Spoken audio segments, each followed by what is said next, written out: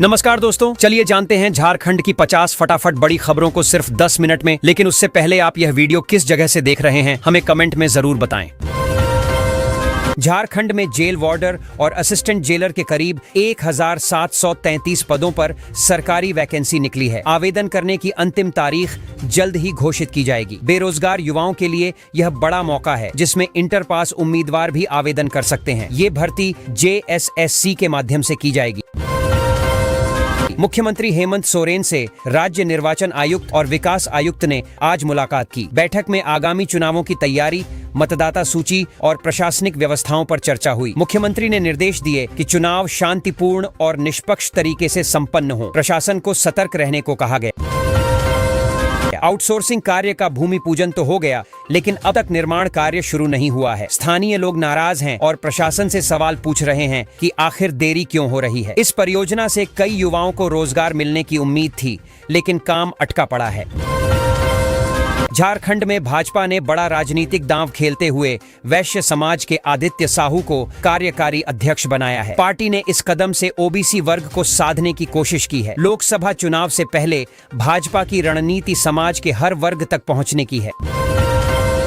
झारखंड के कई जिलों में मौसम विभाग ने भारी बारिश का अलर्ट जारी किया है। बंगाल की खाड़ी में बने डीप डिप्रेशन का असर दिखने लगा है। अगले कुछ दिनों तक तेज बारिश और वज्रपात की संभावना जताई गई है। लोगों से सतर्क रहने की अपील की गई है। झारखंड में होमगार्ड भर्ती की आवेदन प्रक्रिया शुरू हो चुकी है। राज्य भर के इच्छुक उम्मीदवार अब इसकी वेबसाइट पर जाकर आवेदन कर सकते हैं। सरकार का लक्ष्य ग्रामीण सुरक्षा को मजबूत करना और बेरोजगार युवाओं को रोजगार देना है। आवेदन करने से पहले पात्रता और नियम जरूर पढ़ें। मौसम विभाग ने झारखंड के 4 जिलों में अगले 3 घंटे के भीतर गरज के साथ बारिश और बिजली गिरने की चेतावनी दी है। पीली चेतावनी येलो अलर्ट जारी की गई है। प्रशासन ने लोगों से खुले में न जाने और सावधानी बरतने को कहा है। मौसम अचानक बदल सकता है। दुर्गा पूजा और दशहरा के बाद नगर परिषद ने DB रोड की सफाई अभियान शुरू किया है। जगह जगह जमा मूर्तियों के अवशेष और फूलों को हटाया जा रहा है। नगर परिषद ने बताया कि त्योहारों के बाद सफाई पर विशेष ध्यान दिया जा रहा है ताकि कोई संक्रमण न फैले। खूंटी जिले में इस बार दुर्गोत्सव और दशहरा भक्तिमय माहौल में संपन्न हुआ। जगह जगह भव्य पंडाल बनाए गए और बड़ी संख्या में श्रद्धालु पहुंचे। प्रशासन ने सुरक्षा की पुख्ता व्यवस्था की थी। पूरे शहर में शांति और उत्साह का वातावरण रहा। बोकारो में इस बार विजयादशमी पर्व बड़ी धूमधाम से मनाया जा रहा है। शाम को रावण दहन कार्यक्रम होगा, जिसकी तैयारी पूरी हो चुकी है। प्रशासन ने सुरक्षा के लिए विशेष इंतजाम किए हैं। लोग परिवार के साथ मैदानों में जुटेंगे और आतिशबाजी भी होगी। सारंडा जंगल में आयरन ओर माफियाओं के अवैध दोहन को लेकर भाजपा ने सरकार पर निशाना साधा है। पार्टी का कहना है कि प्रशासन माफियाओं से मिला हुआ है। इस दोहन से जंगल और पर्यावरण को भारी नुकसान पहुंचा है। जांच की मांग तेज हो गई है। धनबाद के बरोरा इलाके में अवैध कोयला कारोबार के लेन देन को लेकर खूनी संघर्ष हुआ। दोनों पक्षों के बीच गोलीबारी और मारपीट में आधा दर्जन लोग घायल हो गए। पुलिस मौके पर पहुंची और जांच शुरू की। बताया जा रहा है कि विवाद पैसों के बंटवारे को लेकर हुआ। बोकारो की कोऑपरेटिव कॉलोनी में देह व्यापार का धंधा चल रहा था। पुलिस ने छापेमारी कर 2 महिलाओं को गिरफ्तार किया। कई आपत्तिजनक सामान जब्त किए गए। बताया जा रहा है कि यह रैकेट लंबे समय से चल रहा था। पुलिस अब इसके नेटवर्क की जांच कर रही है। चिरूडीह गांव के किसान ने देसी मशरूम की खेती शुरू कर मिसाल पेश की है। उन्होंने बताया कि मशरूम 15 दिनों में तैयार हो जाता है और कमाई लाखों में होती है। स्थानीय लोग अब उनसे खेती की तकनीक सीख रहे हैं। यह खेती कम खर्च में ज्यादा लाभ देने वाली है। झारखंड की 7 राजनीतिक पार्टियों के खिलाफ चुनाव आयोग एक्शन में है। नियमों के उल्लंघन के चलते सभी को नोटिस जारी किया गया है। आयोग ने कहा कि अगर जवाब नहीं मिला तो रजिस्ट्रेशन रद्द भी किया जा सकता है। यह कदम चुनाव प्रक्रिया को पारदर्शी बनाने के लिए उठाया गया। कांग्रेस नेता उदित राज ने PM मोदी के खिलाफ अभद्र टिप्पणी की है। ट्वीट वायरल होने के बाद भाजपा ने पलटवार किया और राहुल गांधी को नफरत के भाईजान कहा। मामला राजनीतिक रूप से गर्म हो गया है। सोशल मीडिया पर दोनों दलों के समर्थकों में बहस छिड़ी हुई है। झारखंड के मुख्य चुनाव आयुक्त ज्ञानेश कुमार ने कहा कि चुनाव प्रेक्षक लोकतंत्र के प्रकाश स्तंभ हैं। उन्होंने अधिकारियों से कहा कि निष्पक्षता और पारदर्शिता बनाए रखें। मतदाताओं की सुविधा को प्राथमिकता दी जाए और किसी भी तरह की गड़बड़ी पर सख्त कार्रवाई हो। राज्यपाल संतोष गंगवार से पूर्व मंत्री कमलेश कुमार सिंह और युवा नेता सूर्या सिंह ने मुलाकात की। बैठक में राज्य की राजनीतिक स्थिति और विकास योजनाओं पर चर्चा हुई। राज्यपाल ने जनहित के मुद्दों को प्राथमिकता देने की बात कही। मुलाकात को राजनीतिक रूप से अहम माना जा रहा है। सभी अवैध खनन स्थलों को चिन्हित करने के निर्देश जारी किए गए हैं। प्रशासन ने टीम गठित की है जो जिलेवार रिपोर्ट तैयार करेगी। अवैध खनन से पर्यावरण और राजस्व दोनों को नुकसान हो रहा है। सरकार चाहती है कि जल्द से जल्द इन जगहों पर कार्रवाई की जाए। झारखंड में भारी बारिश का असर दिखने लगा है। कई जिलों में जल जमाव की स्थिति बन गई है। मौसम विभाग ने अगले 24 घंटे तक सतर्क रहने की सलाह दी है। बंगाल की खाड़ी के डिप्रेशन से लगातार बारिश हो रही है। प्रशासन राहत और बचाव कार्य में जुटा है। समर्पण शाखा का वार्षिक दीपोत्सव मेला 4 अक्टूबर से शुरू हुआ। इस मेले में धार्मिक कार्यक्रमों के साथ साथ सांस्कृतिक प्रस्तुतियां भी होंगी। आयोजकों का कहना है कि इस बार मेले को पर्यावरण के अनुकूल बनाया गया है। सुरक्षा और व्यवस्था की तैयारी पूरी है। माराफारी के चंचली मंदिर में इस बार भव्य दुर्गा पूजा का आयोजन हो रहा है। दूर दूर से श्रद्धालु आ रहे हैं। मंदिर परिसर को रंगीन रोशनी और फूलों से सजाया गया है। भक्तों में काफी उत्साह है और पूजा का माहौल पूरे इलाके में देखने को मिल रहा है। दुर्गा विसर्जन के दौरान झारखंड के पूर्व मुख्यमंत्री बाबूलाल मरांडी की बहू से मारपीट का मामला सामने आया है। घटना के बाद समिति के खिलाफ FIR दर्ज की गई है। पुलिस जांच में जुट गई है। परिवार ने सुरक्षा व्यवस्था पर सवाल उठाए हैं। मामला संवेदनशील माना जा रहा है। झारखंड सरकार ने गर्भवती महिलाओं के लिए ममता वाहन सेवा शुरू की है। यह सुविधा ओला उबर की तरह होगी, यानी फोन से तुरंत वाहन मिल जाएगा। इससे अस्पताल पहुंचने में महिलाओं को परेशानी नहीं होगी। स्वास्थ्य विभाग का दावा है कि इस कदम से मातृ मृत्यु दर कम करने में मदद मिलेगी।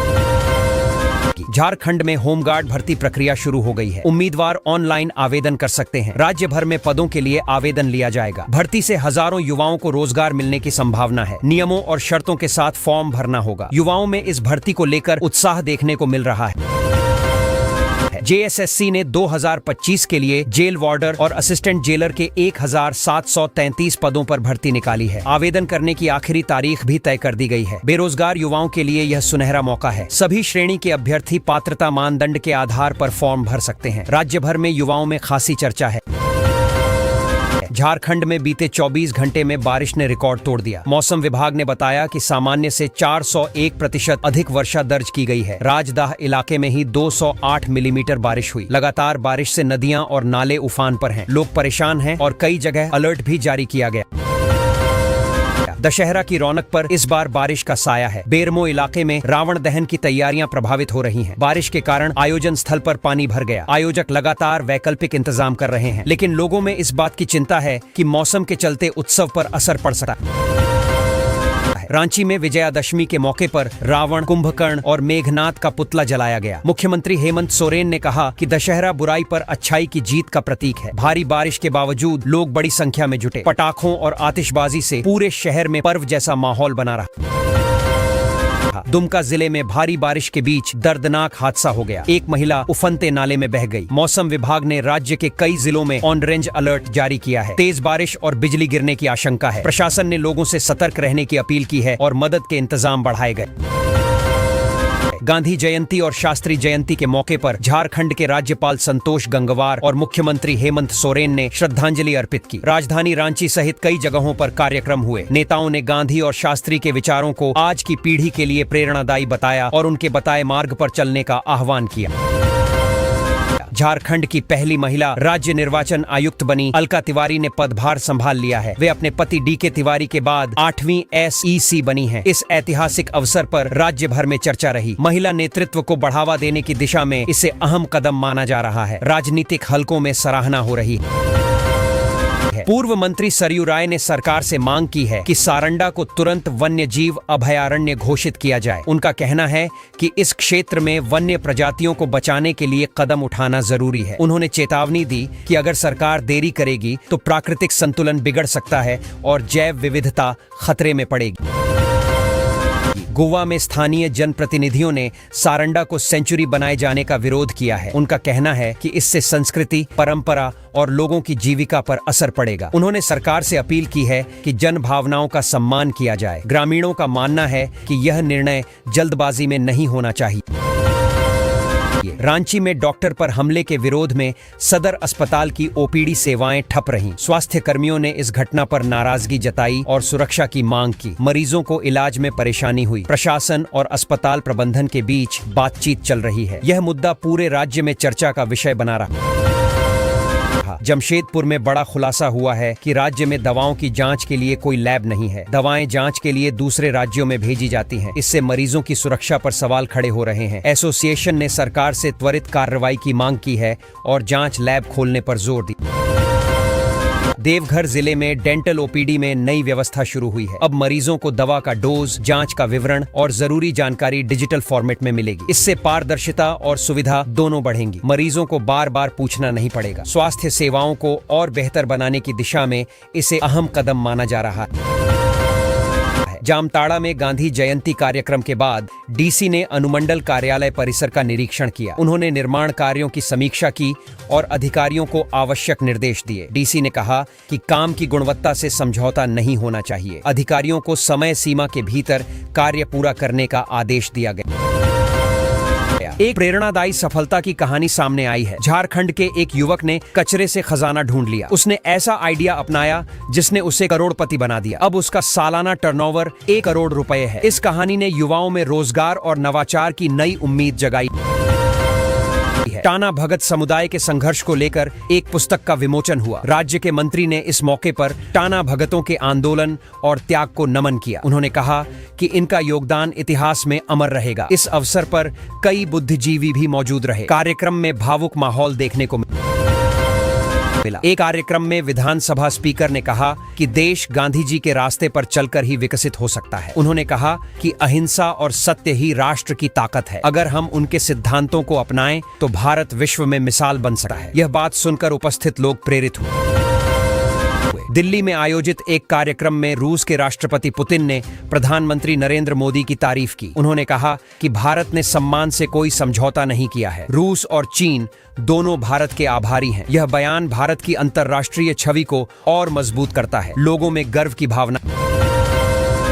आरएसएस की स्थापना को 100 साल पूरे हुए। प्रांत संपर्क प्रमुख ने कहा कि भारत हिंदू और संघ के खिलाफ वैश्विक शक्तियां सक्रिय हैं। उन्होंने संघ को केवल संगठन नहीं बल्कि संपूर्ण समाज का प्रतीक बताया। यह संदेश कार्यकर्ताओं के लिए उत्साहवर्धक रहा। पूरे राज्य में कार्यक्रम आयोजित किए गए। एक अन्य कार्यक्रम में कहा गया कि यह सिर्फ संघ का शताब्दी वर्ष नहीं बल्कि पूरे हिंदू समाज का शताब्दी वर्ष है। वक्ताओं ने कहा कि समाज के हर वर्ग को इस मौके पर अपनी भूमिका याद करनी चाहिए। पूरे राज्य में कई कार्यक्रम आयोजित हुए और कार्यकर्ताओं में उत्साह देखने को मिला। रांची के सदर अस्पताल में डॉक्टरों ने हमले के खिलाफ कड़ा रुख अपनाया। उन्होंने कहा कि अगर सुरक्षा नहीं मिली तो काम करना मुश्किल होगा। मरीजों को परेशानी जरूर हुई लेकिन डॉक्टरों ने कहा कि सुरक्षा की गारंटी जरूरी है। इस मामले पर सरकार पर दबाव बढ़ रहा है। अर्जेंटीना में 5.7 तीव्रता का भूकंप आया। इसकी गहराई 571 किलोमीटर बताई गई है। राहत की बात यह है कि जान माल का कोई नुकसान नहीं हुआ। अंतर्राष्ट्रीय स्तर पर यह खबर चर्चा में रही। वैज्ञानिकों का कहना है कि इतनी गहराई का भूकंप सतह पर असर कम डालता है। दिल्ली में अंतर्राष्ट्रीय रिश्तों पर चर्चा हुई। इस दौरान रूस के राष्ट्रपति पुतिन ने भारत की विदेश नीति की सराहना की। उन्होंने कहा कि भारत हमेशा सम्मान के साथ आगे बढ़ता है। यह बयान भारत की वैश्विक पहचान को और मजबूत करता है। भारतीय विदेश नीति पर यह समर्थन अहम माना जा रहा है। झारखंड होमगार्ड भर्ती 2025 का नोटिफिकेशन जारी हुआ है। 7वीं और 10वीं पास युवाओं के लिए यह सुनहरा मौका है। योग्य उम्मीदवार आवेदन कर सकते हैं और सरकारी नौकरी पाने का अवसर मिलेगा। राज्य सरकार की इस पहल से हजारों युवाओं को रोजगार मिलने की संभावना है। रेलवे में खेलकूद कोटे से नौकरी पाने का मौका मिला है। रेलवे ने कुल 56 रिक्तियों पर नियुक्ति की घोषणा की है। खिलाड़ी वर्ग से आने वाले युवाओं को इसका फायदा मिलेगा। इससे खेल प्रतिभाओं को प्रोत्साहन मिलेगा और रेलवे विभाग को भी नई ऊर्जा मिलेगी। झारखंड सरकार ने एक बड़ा फैसला लेते हुए अलका तिवारी को राज्य निर्वाचन आयुक्त नियुक्त किया है। यह जिम्मेदारी बेहद अहम मानी जाती है क्योंकि राज्य में चुनाव प्रक्रिया की निगरानी और पारदर्शिता सुनिश्चित करना उनकी प्राथमिक जिम्मेदारी होगी। सरकार के इस फैसले पर सबकी नजर है। है। MBBS और BDS की पढ़ाई का सपना देखने वाले छात्रों के लिए बड़ा अवसर आया है। मेडिकल कॉलेजों की खाली सीटों पर एडमिशन के लिए राउंड 3 शुरू हो गया है। जो छात्र पहले चूक गए थे वे अब आवेदन कर सकते हैं। यह मौका हाथ से जाने नहीं देना चाहिए। झारखंड के फार्मेसी कॉलेजों में पढ़ाई का नया सत्र अब 1 अगस्त से शुरू होगा। मई में प्रवेश परीक्षा आयोजित की जाएगी। इससे छात्रों को पहले ही समय मिल जाएगा तैयारी करने का। फार्मेसी क्षेत्र